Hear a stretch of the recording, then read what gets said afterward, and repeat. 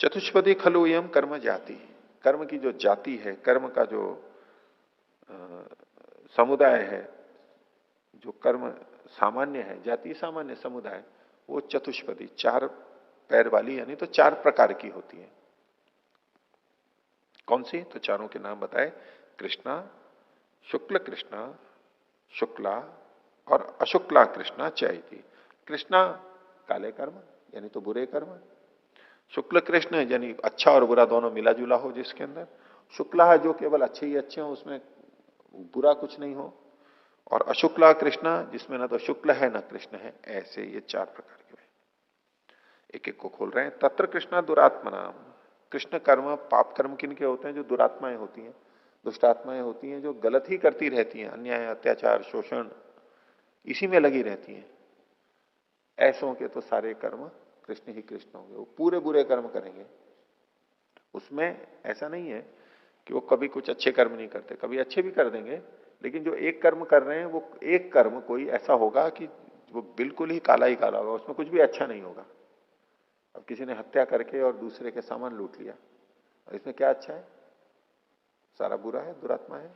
इस तरह जब हम एक एक कर्म देखते हैं, उनके जो बिल्कुल बुरे कर्म करते हैं, जिसमें कि पाप ही पाप लगता है, वो दुष्ट आत्माओं के होते हैं, दुरात्मा नाम।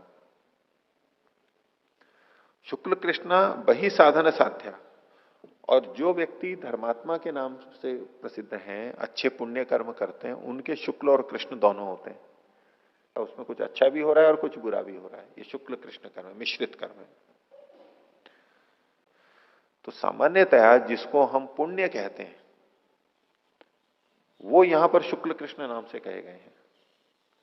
कि किसी के लिए दान दिया, परोपकार किया, सेवा की, इस तरह के जो हम सहयोग और अच्छी तरह से कर रहे हैं, खूब बढ़िया कर रहे हैं, लेकिन उस सब को करने में भी हम कुछ न कुछ अन्य प्राणियों को पीड़ा देते रहते हैं।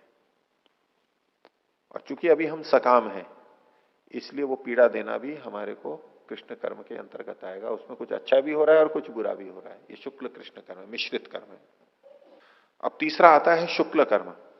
तो कहा शुक्ला तपस्वाध्याय ध्यान बताम। शुक्ल कर्म किनके होते हैं? जो तप, स्वाध्याय और ध्यान करने वाले हैं, उनके शुक्ल कर्म होते हैं। तप है द्वंद्व सहन करना शास्त्रीय रीति से, धर्म की पालना में जो कष्ट आता है उसको सहन करना। इनका जो पुण्य बनेगा ये शुक्ल कर्म बनेगा, शुद्ध शुक्ल कर्म बनेगा। तप कर रहा है, अंदर से तप कर रहा है, बाहर से नहीं दिखेगा। स्वाध्याय, तो स्वाध्याय के अंदर मोक्ष शास्त्राणाम अध्ययनम और प्रणव जपोवा, खासतौर से जप को यहां पढ़ लेंगे, मन के अंदर चल रहा है। और ध्यान, समाधि हो गई, ध्यान लगा रहा है यहां पर वो। तो तप स्वाध्याय जो ध्यान वाले हैं, उनके शुक्ल कर्म होते हैं।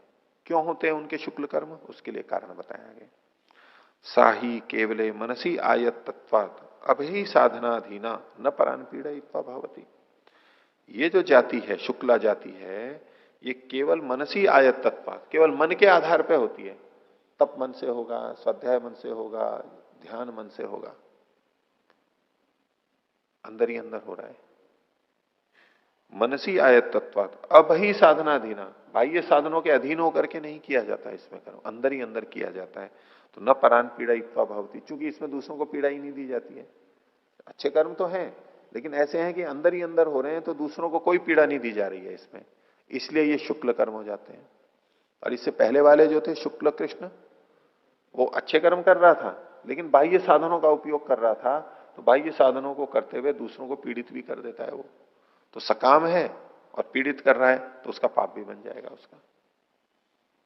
तो वो तो शुक्ल कृष्ण मिश्रित कर्म हो गए, या तो शुक्ल कर्म, उसका पुण्य कम हो जाएगा, ये दोनों बनेंगे, जो भी होना है, लेकिन मिश्रित कर्म कहलाएंगे वो। और ये शुक्ल कर्म है, शुद्ध शुक्ल कर्म, तप स्वाध्याय ध्यान बताओ। और पीछे सती मूल्य तद विपाको जात्युर्भोगा के भाष्य में भी एक बात आई थी, ये जो कर्म का विनाश हो जाता है, तो उन्होंने कहा था शुक्ल कर्मोदयाद इह नाश कृष्ण से। जब शुक्ल कर्मों का उदय होता है, शुक्ल मतलब शुद्ध शुक्ल कर्म, मिश्रित नहीं, सामान्य रूप से जिसको हम पुण्य कहते हैं वो नहीं, वो तो शुक्ल कृष्णों में आ गया। ये जो शुक्ल कर्म है तप स्वाध्याय ध्यान बताम, इनके द्वारा कृष्ण का इह व नाश है, यहीं पर ही नाश हो जाता है। वो इसकी विशेषता है इस शुक्ल कर्म की। आगे सूत्र में जो अशुक्ला कृष्ण नाम दिया था, ये जो चौथा है कर्म का चौथा प्रकार, न तो वो शुक्ल है न कृष्ण है, वो किन का होता है? तो बोले तो योगिनः कर्म अशुक्ला कृष्णम, योगी के जो कर्म होते हैं वे शुक्ल भी नहीं होती हैं, यानी पुण्य भी नहीं होते हैं, और अशुक्ल भी नहीं होती है, पाप भी नहीं होते हैं। तो बोले ऐसे कैसे योगी हो गए? उनके कर्म अकृष्ण होते हैं, पाप नहीं होते हैं, ये तो ठीक है, पाप तो नहीं करेंगे, लेकिन उनके कर्म तो अच्छे ही होते हैं। योगी लोग तो अच्छे कर्म ही करते हैं, और अच्छे करते हैं तो यानी तो पुण्य ही करते हैं। सामान्य व्यक्ति ऐसे सोचेगा, योगी के भी तो अच्छे कर्म होने चाहिए, उनके तो बहुत अच्छे कर्म होने चाहिए। पर उनके वो कर्म, योगियों के कर्म जो परोपकार भी किए जा रहे हैं, वो पुण्य कर्म नहीं कहलाते। पुण्य कर्म एक विशेष पारिभाषिक शब्द है शास्त्र का, जो सकाम रूप से कर्म किए जाते हैं, जिनसे कर्माशय बनता है, वो ही पुण्य कर्म कहलाएंगे, अच्छे कर्म, तो पुण्य कर्म। और जिन अच्छे कर्मों से कर्माशय बनता ही नहीं है, वो पुण्य कर्म की कोटि में नहीं आएंगे, वो तो अपुण्य, पुण्य से भी ऊंची चले गए वो तो अशुक्ला कृष्णम योगिना, योगी के कर्म, जीवन मुक्त के कर्म अशुक्ल और अकृष्ण होते हैं।